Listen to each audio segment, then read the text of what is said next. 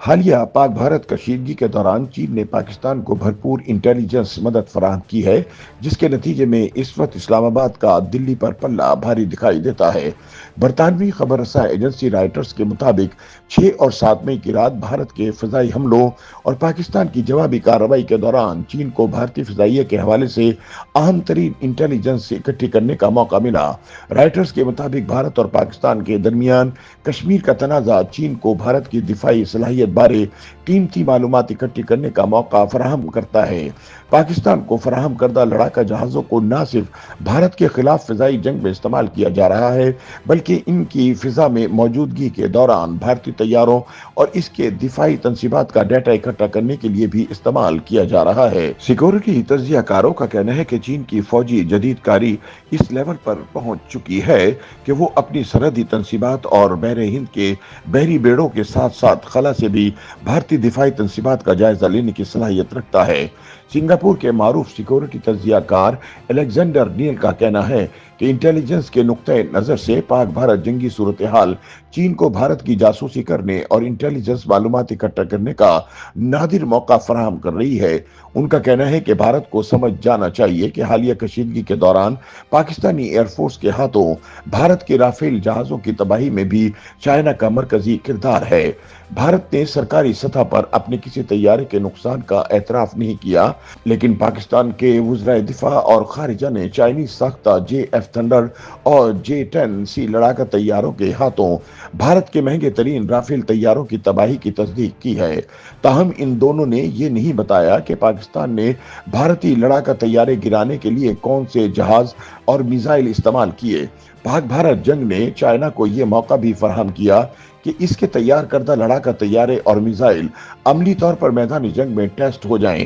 یاد رہے کہ انڈیا کے پاکستان کے علاوہ چین سے بھی کشیدہ سرحدی تعلقات ہیں۔ یہ دونوں ہمسایہ ممالک 3800 کلومیٹر طویل ہمالیائی سرحد شیئر کرتے ہیں، جو 1950 کی دہائی سے متنازع ہے۔ 1962 میں انڈیا اور چین اس معاملے پر ایک مختصر جنگ بھی لڑ چکے ہیں۔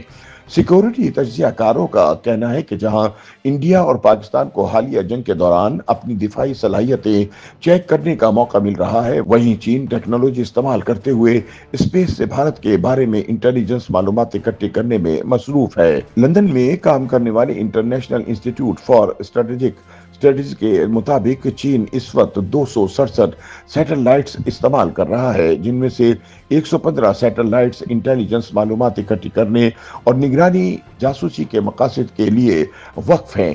یہ ایسا چائنیز سیٹلائٹ نیٹ ورک ہے جو بھارت سمیت اپنے تمام تر علاقائی حریفوں کو پیچھے چھوڑ دیتا ہے۔ امریکہ کے بعد اس نیٹ ورک کا دنیا بھر میں دوسرا نمبر ہے۔ دفاعی ماہرین کا کہنا ہے کہ خلائی اور میزائل ٹیکنیک کی صلاحیتوں کے لحاظ سے بھی چین کو پہلے نمبر پر قرار دیا جا سکتا ہے۔